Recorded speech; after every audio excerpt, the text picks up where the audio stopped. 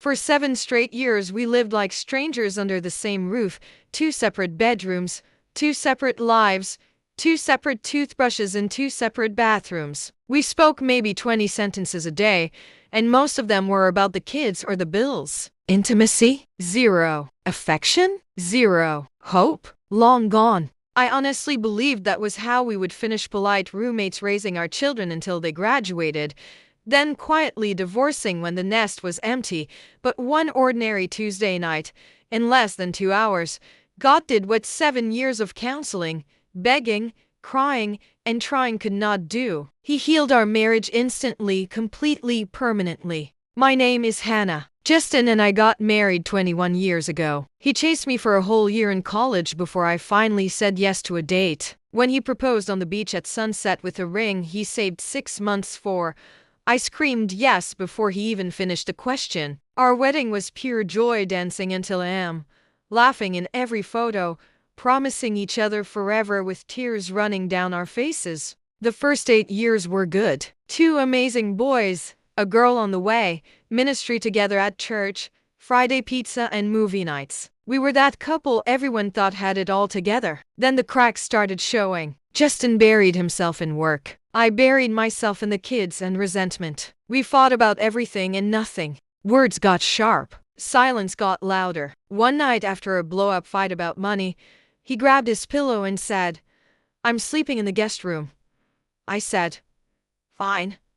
That fine turned into 7 years. Year 1 we told ourselves it was temporary. Year 3 we stopped pretending. By year 5 we had separate closets, separate schedules, separate friends. We went to marriage conferences, read all the books, saw 3 different counselors. Nothing stuck. We could be civil in public, but at home the air was ice. The kids started asking why mommy and daddy never hugged anymore. I'd smile and say, "We're just tired, baby." Inside I was dying. Intimacy was the hardest part. 7 years without touching, without kissing, without even sleeping in the same bed. I felt ugly, unwanted, worthless as a woman. Justin shut down completely. He later told me he felt like a failure as a husband and didn't know how to fix it, so he just stopped trying. We were both lonely in a house full of people. I wish I could tell you I prayed sweetly every night. I didn't. Most nights I cried myself to sleep asking God why he was punishing me. I begged him to change Justin,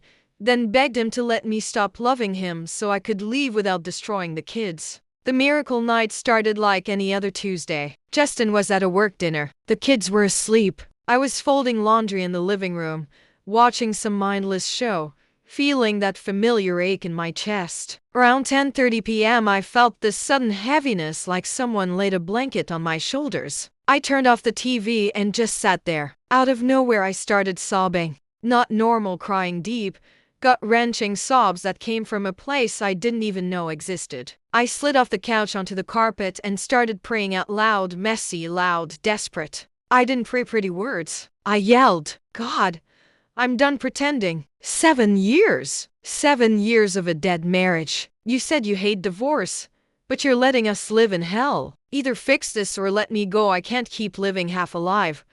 I pounded the floor with my fists. I told him every hurt, every rejection, every lonely night. I forgave Justin out loud for every cold shoulder and every time he chose the guest room over me. Then I heard myself say something I had never said before. "And God, I forgive myself for the walls I built too. I'm sorry for the bitterness. Heal us tonight. I'm asking for tonight." I don't know how long I prayed, maybe an hour, maybe 2. At some point I felt peace wash over me so strong I stopped crying. I whispered, "Okay, Lord, I trust you," crawled into my cold bed, and fell asleep. At 12:47 a.m. I woke up to the sound of the front door. Justin was home early. I heard his footsteps stop outside my bedroom door. Usually he went straight to the guest room. This time the door creaked open. He stood in the doorway in his work clothes, eyes red, face pale. He didn't say a word, just walked straight to my bed, knelt down beside it, laid his head on my lap, and started sobbing like a child. Big, shaking, can't breathe sobs. He finally looked up and said, voice breaking, "Hannah, I can't do this anymore. I'm so sorry. I miss my wife. I miss us. Please forgive me. Please let me come home. I didn't even answer with words. I just pulled him into the bed, into my arms, and we cried and held each other like we were drowning and had finally found land. He told me later that at the exact same time I was praying in the living room, he was sitting in his truck in the restaurant parking lot, unable to go inside for his work dinner. He said he felt like a Mack truck hit his chest. Every memory of us, our wedding, our first kiss, the birth of our kids flooded his mind all at once. He heard God's voice clear as day, "Go home to your wife." Tonight, he left the dinner, drove home crying the whole way, and walked straight to my room for the first time in 7 years. We didn't sleep that night. We talked until sunrise. We forgave. We repented. We prayed together holding hands for the first time since our wedding day. And yes, our physical intimacy was healed that very night too. Completely. Instantly. Beautifully. That was 4 years ago. Justin never went back to the guest room. The door to that room is literally closed and has stayed closed. We turned it into a prayer closet. Our marriage is better than it was the first year. Deeper love, hotter passion, stronger friendship, more laughter. We tell the kids the whole story now that they're old enough. They call it the miracle night. If you're watching this sleeping in a separate room tonight, or maybe you haven't touched your husband in months or years, and you think it's too late, listen to me. It is never too late for God. 7 years of separate bedrooms ended in one night because one wife finally got desperate enough to let God do the impossible.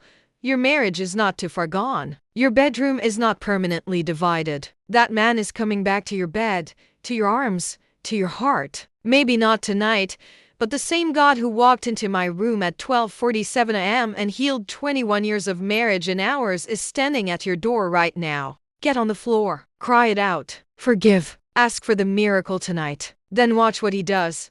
I'm proof. Drop your name below. I'm praying every night for your own miracle night because it's coming.